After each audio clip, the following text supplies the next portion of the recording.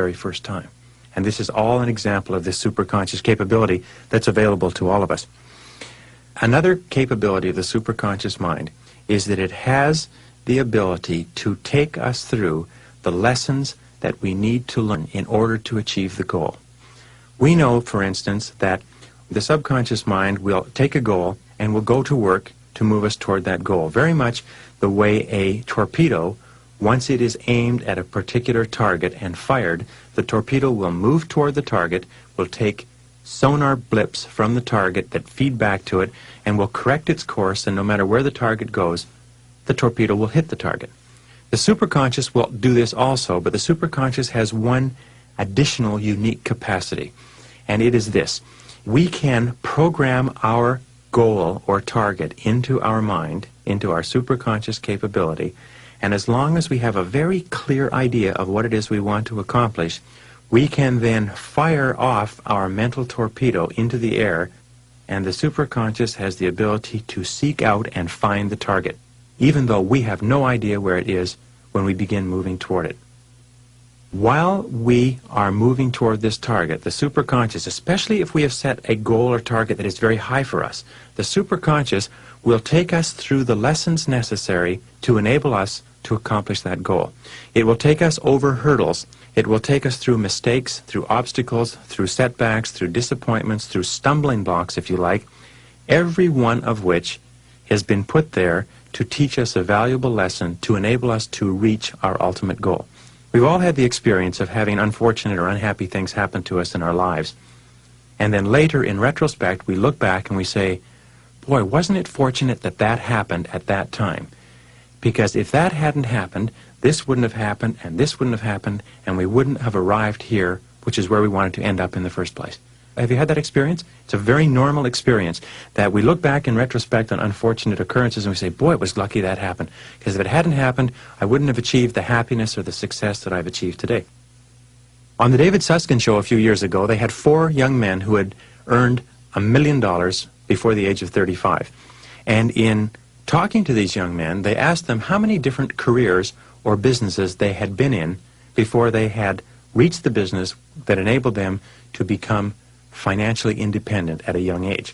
And it turned out that they had each been in an average of 18 businesses before they reached the one that enabled them to be financially successful. Now, the logical question is this. Did they fail in 17 businesses? Because that's what happened. They went in and out of 17 businesses or careers before they found the 18th one. What was the purpose of each of those 17 businesses on average? Wasn't it to teach them the essential lessons that they had to learn if they wanted to become millionaires in their mid-30s? Of course. Now, the difference between winners and losers is simply this, is that winners accept and believe absolutely that they are fated and destined to be successful, and that every single thing that happens between where they start and their ultimate success is either a step forward or a valuable lesson that has been sent to them to teach them something that will enable them to be ultimately successful.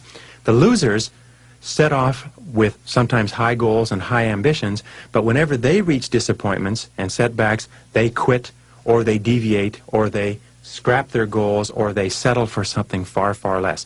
The winners take every single challenge, every single hurdle, every single difficulty and say, all right, this has been sent to teach me something really valuable. This is part of the process that prepares me and equips me for achieving my ultimate goal. So what can I learn from it?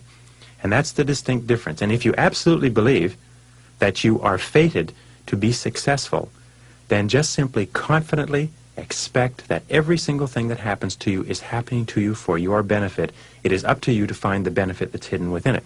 And again, Napoleon Hill, who calls the superconscious mind the infinite intelligence in his writing, simply said that within every setback or obstacle or disadvantage, there is the seed of an equal or opposite or greater advantage or benefit.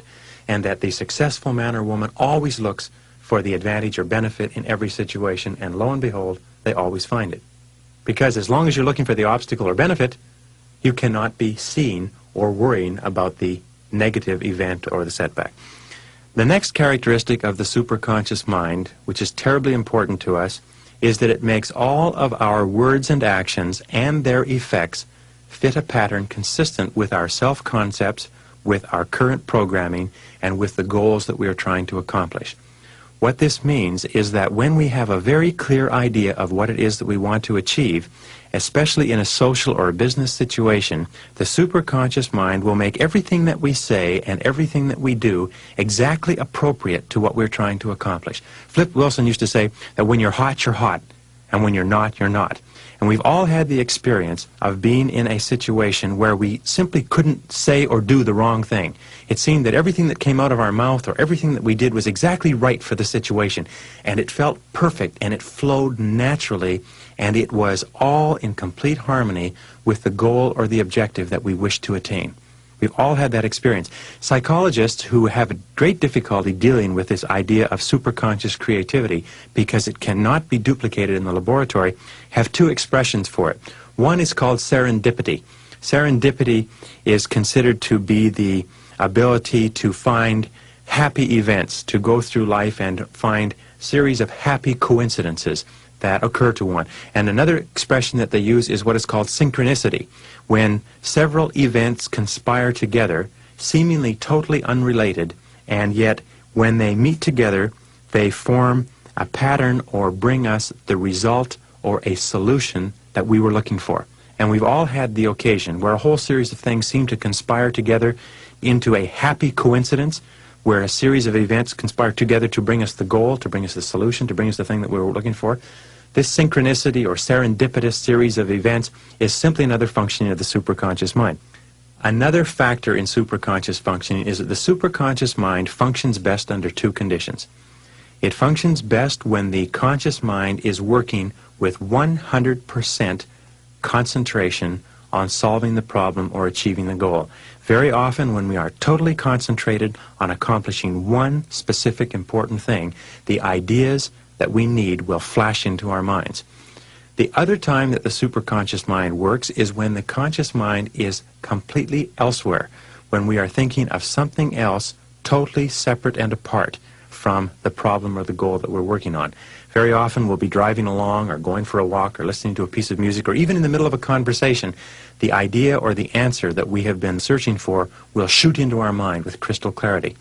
The superconscious mind does not function when we are mulling over our problems or our goals. The superconscious mind only works when we are concentrating totally or when we're not thinking about it at all. So it is a very good idea to try both on every problem, to try both on every goal, and I'll give you some methods to do that in a couple of minutes.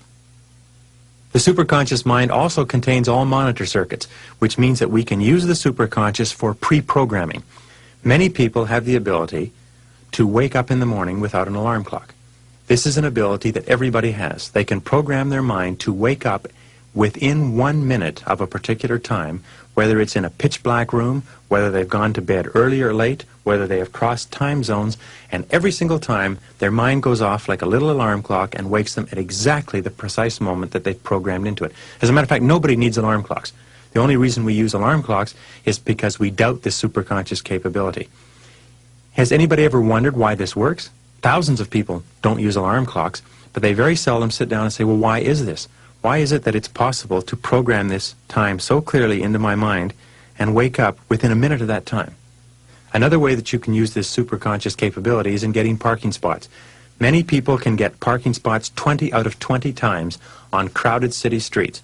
My wife, for instance, has a series of things that she does in a given day, banks that she visits and stores and so on.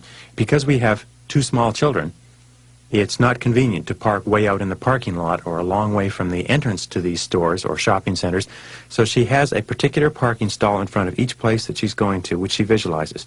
And even on a very busy day, when she arrives there, somebody is holding the parking stall for her, and just as she arrives, not one car earlier, not one car later, the person who's holding the parking stall backs out and drives away. Anybody can use this to get parking stalls. I personally can get 2 parking stalls on a downtown street in any city in North America. You can develop it to the capability where you can win bets on it. All you do is clearly visualize a parking stall in front of the building where you want to park, and you will find that each time that you arrive there, to the degree to which you absolutely believe it will be there, the parking stall will be there. And I've had thousands of people tell me that they've been doing this for years, and their friends are just so outraged and irritated because they can do it